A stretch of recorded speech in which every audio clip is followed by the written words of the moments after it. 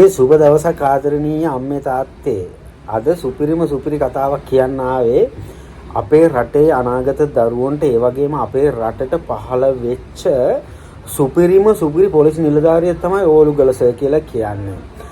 STF එකේ වසර ගණනාවක් ඉඳලා යුද්ධයට සම්බන්ධ වෙලා උතුරු නැගෙනහිර ඉඳලා මේ වෙනකොට පොලිසියට ඇවිල්ලා සුපිරිම ගේමක් ගන්නවා. මේ වෙනකොට ඕලුගල සර්ගේ කණින් රින් ගන්න නම් ඔය එක කාලකන්ණියෙකුට බෑ පාතාලයේ තබා ඔය කුඩු ජාවාරම් කරන කසිප්පු පෙරන ගංජා විකුණන එක කාලකන්ණියෙක්වත් හිතන්නව ඇත්තපා ඕලුගල සර්ගේ කණින් රින් ගන්න. පිට රටක ගිහිල්ලා ඔහොම ගේනවා කියන්නේ මේ ලංකාව ඇතුලේ දෙන්න ගත්තාම ගේම උඹලට හිතන්නවත් හම්බෙන්නේ නැහැ. ඒකින්ද හරි පරිස්සමෙන් ඉඳපල්ලා.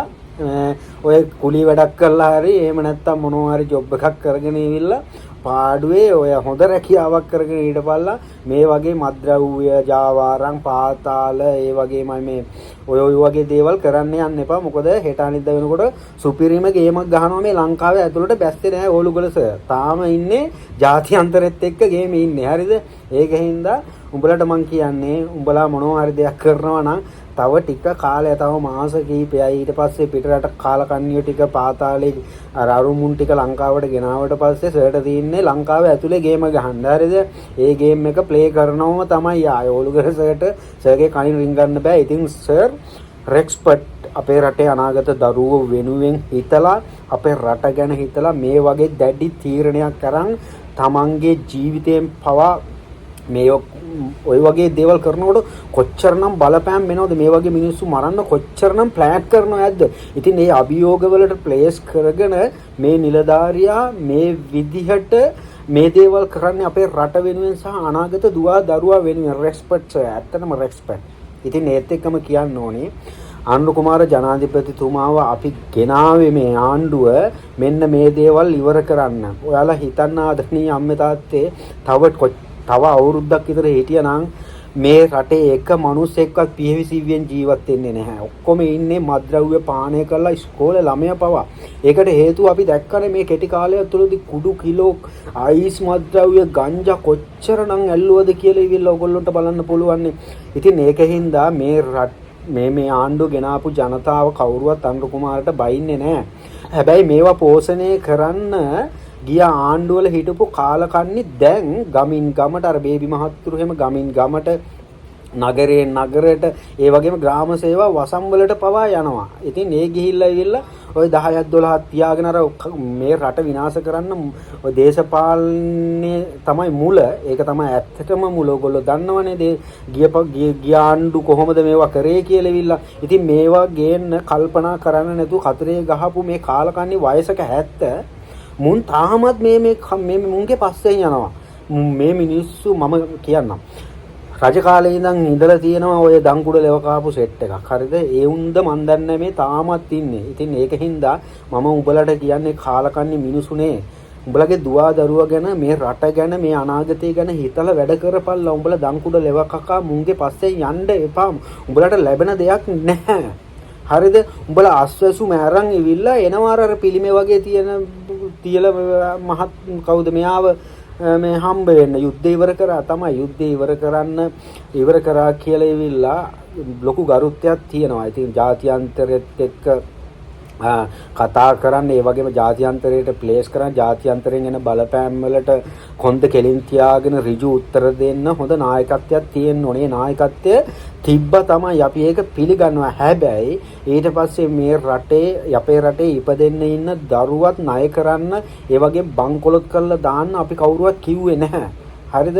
කිව්වේ නැහැ. ඒක උසාවි නියෝගයකින් දීලා තියෙනවා මෙන්න මේගොල්ලෝ තමයි මේ රට බංකොලොත් කරන්න මුල්ම හේතුව කියලා තියෙනවා. ඉතින් ඕගොල්ලෝ දකින්න ඇති මේ වෙනකොට මේගොල්ලොන්ගේ දේපොළ, ගෙවල් දොරවල්, එතකොට මේ හිටපු කාලකන්ණි දේශපාලඥයෝ කොච්චරනම් මේ වෙනකොට ගසා කාලා ඕගොල්ලෝ හිතන්නකෝ කෝටි 4000ක් මේ මිනිස්සු අපි මරණකම් පඩියක් ගත්තත් අපිට මේ හම්බ කරන්න පුළුවන්ද කියන්නකෝ. මේ මිනිස්සු කොයි විදියට හම්බ කරලා තියෙනවද කෝටි 4000ක් කියන්නේ. ඉතින් හිතන්න මේගොල්ලෝ කරලා තියෙන වැඩ. ඉතින් ඒකින්ද මම කියන්නේ මේ රටේ ඉන්න මිනිස්සුන්ට උඹලා යන්න එපා මේ එක එකාගේ යටිපතුල් ලෙව කකා දම් කුඩ ලෙව කකා මේ මුංගෙන් යැපෙන් මුන් උඹලට යැපෙන මොකුත් කරලා නැහැනේ. බැලුවොත් ඔය පස්සේ යන උන්ගේ ගෙවල් වල මුන් අස්වැසුම ගන්නෙ. බැලුවොත් එහෙම මුන්ගේ টয়ලට් වල තහඩු අහගෙන ඉවිල තමයි මුන් টয়ලට් එකට යන්නේ. හරිද? ගෙයක් දොරක් හරියට නැහැ. හැබැයි ඒත් මුන්ගේ පුරුද්දක් ඇරලා නැහැ. ඕක තමයි ඇත්තම කතාව. ඉතින් ඒත් එක්කම ආදරණීය අම්මා තාත්තේ මේ දවස්වල සුපිරිම නිවුස් යනවනේ. ඉතින් ඒකත් එක්කම මේ අපේ රටේ ප්‍රධාන මාධ්‍ය ආයතනයක් සුපිරිම නිවුස් එකක් ගහලා තියෙනවා මම දැක්ක. හරියට මුන් ගිහිල්ලා වීඩියෝ හරියට මේ අර කාන්තාව අත්අඩංගු ඔලුගලස ගිහිල්ලා කාන්තාව අත්අඩංගුවට ගන්නකොට මුන් මේ වීඩියෝ එක අටවන් හිටියා වගේ තමයි මුන් මේ නිවුස් එක කියන්නේ. හරිද? ගියාලු ඔලුගල සර් ගියාට පස්සේ අම්මට සර් ඉන්නවලු ගියපු ගමන් ඒ කාන්තාව කියන ඕලුගල සර් කිව්වලු. ඊට පස්සේ නංගී කිව්වලු. ඊට පස්සේ එහෙනම් යමු නේද කියලා කිව්වලු. මේ සුපිරිම නිවුස් නේද දෙන්නේ. මෙව්වනේ යකෝ සුපිරිම නිවාතල් ඈ.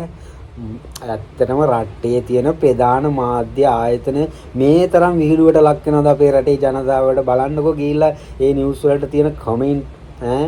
ඇත්තටම මේක හරි විහිළුවක් කියලා තියෙන්නේ මේ නාලිකත්. ඉතින් ඒ වගේ නාලිකානේ අර පිටි ඒ වගේ එන්න නේවනේ මිනිසුන්ගේ ජීවිත පෞල් ජීවිත අනාගත දරුවෝ විනාශ කරන්න හදපු මේ ඒවා නෙමේ.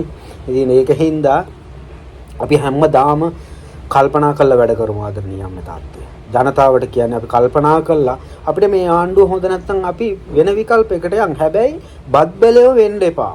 පස්සෙන් යන්න එපා. කේන්දරී ගග උඹට ලැබෙන දෙයක් නෑ. ඇත්තටම කියනවා නම් මෙහෙමනේ මහින්ද මහත්තයා හරි. මහින්ද මහත්තයා යුද්ධ ඉවර කරන්න නායකත්වය දුන්න. හැබැයි යුද්ධ කරේ අපිනේ. අපිත් අවුරුදු 22ක සේවා කාලයක් තිබ්බ අපිත් ඔය යුද්ධ කාලේ ගොඩාක්ම දුක් විඳ යුද්ධ ගැන අපෙන් අහන්න. හරිද? ඒකෙන්ද යුද්ධ කරේ කවුද? යුද්ධයට නායකත්වය දුන්නේ කවුද?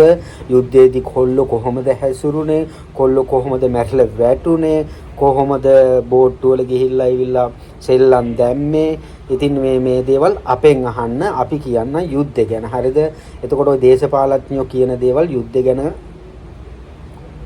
අහන්න එපා. දේශපාලඥයෝ යුද්ධ ගැන කියන දේවල් අහන්න එපා. මොනවා හරි යුද්ධ ගැන දෙයක් තියෙනවා නම් මට මේල් එකක් හරි දාන්න මම යුද්ධ ගැන කියලා දෙන්නම් අපේ රටේ ජනතාවට. හරිද?